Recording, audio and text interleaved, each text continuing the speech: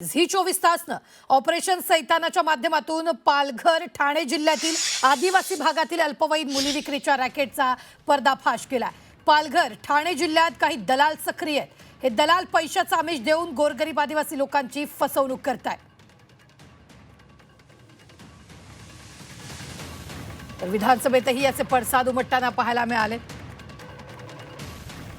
महाराष्ट्रात आदिवासी भागात मुलींचा सौदा होत असल्याचं झी 24 तासनं या सगळ्या प्रकरणाचा पर्दाफाश केलाय। मुली विक्रीचा पर्दाफाश करणारा ऑपरेशन सैतान झी 24 तासनं राबवलंय।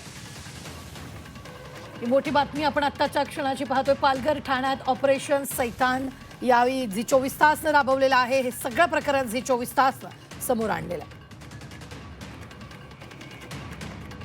पैसे विसे दिले ते तेव्हा 50,000 दिले ते रविकोरला। नंतरून माहिती झालं, हिच्या पप्पाने सांगितलं नंतरून का पैसे दिले तुला, तुला विकत आणलाय। कोणी सांगितलं सर? हिचं पप्पा पाहुणे तिकडं मग ते होकार दिलेलं होतं तर मला माहितच नव्हतं।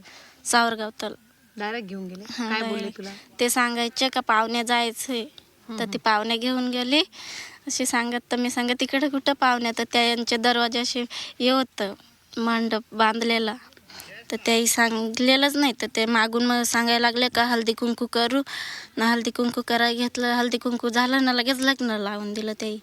तर आजी नव्हती, आजी वारली। तर मम्मीसांना पण सांगितलं, तर मम्मी बोलायला गेली तर मम्मीला सांगितलं लग्न झालं तेव्हा आजी होती का? नव्हती, आजी वारली।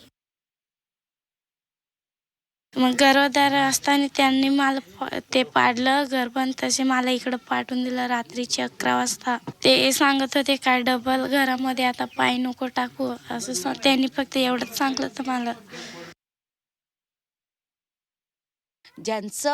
ज्यांची विक्री केली जाते किंवा तिकडची लोक, घाटावरची लोक येतात, मराठा आहेत, त्याचे इतर समाजाची लोक आहेत, ती येऊन ह्या मुलींना खरेदी केलं जातं आणि अवघ्या 40 ते 50 हजाराला किंवा 30 ते 40 हजाराला यांची खरेदी विक्रीचा व्यवहार होतो।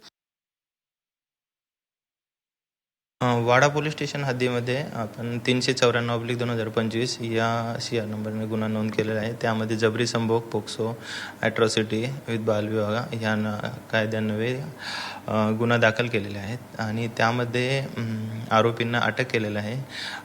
त्या गुन्ह्याच्या अनुषंगाने पूर्ण तपास केलेला असताना काही एजंटची भूमिका दिसून आली, तर त्याला सुद्धा आपण त्यामध्ये अटक करून माननीय न्यायालयामध्ये मुदतीमध्ये त्याच्याविरुद्ध दोषारोपपत्र सादर केलेलं आहे।